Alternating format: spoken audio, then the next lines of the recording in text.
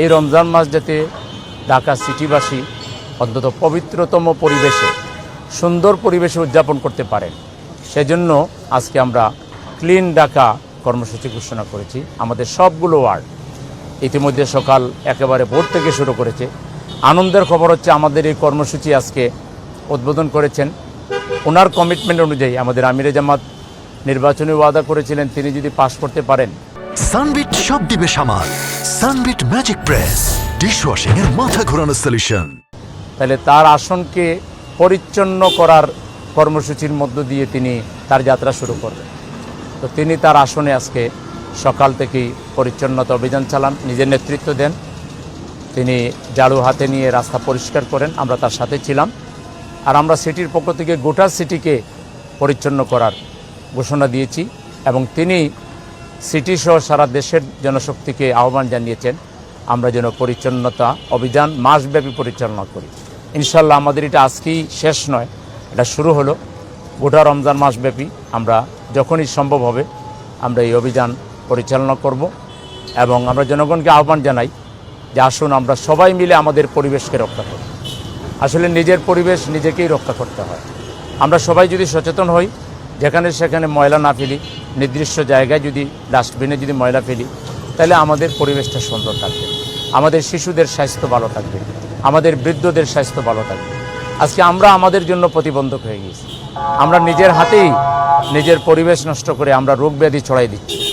এখান থেকে বাঁচতে হলে আমাদেরকে জানতে হবে, সচেতন হতে হবে।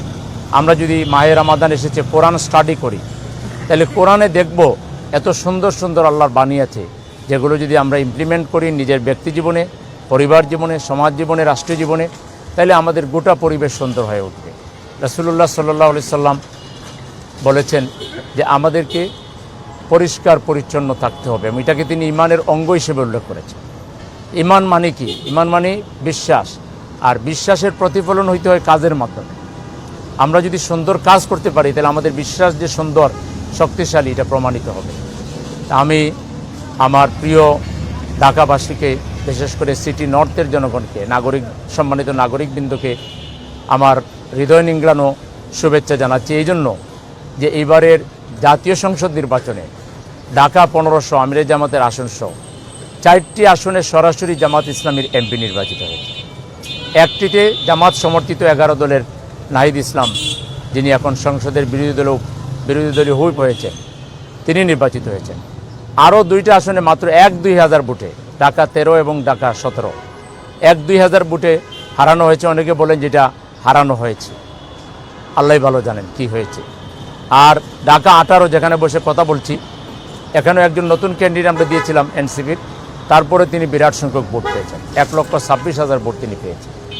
তো এ থেকে বোঝা যায় জামাত ইসলামী তথা 11 দলের প্রতি নগরবাসী তাদের ব্যাপক আস্থা জ্ঞাপন করেছে। সেজন্য আমরা নগরবাসীকে আবারও ধন্যবাদ জানাচ্ছি। তাদের সেই আস্থার বদলা আমরা কর্মের মাধ্যমে দেব এবং আজকে তার শুরু হলো।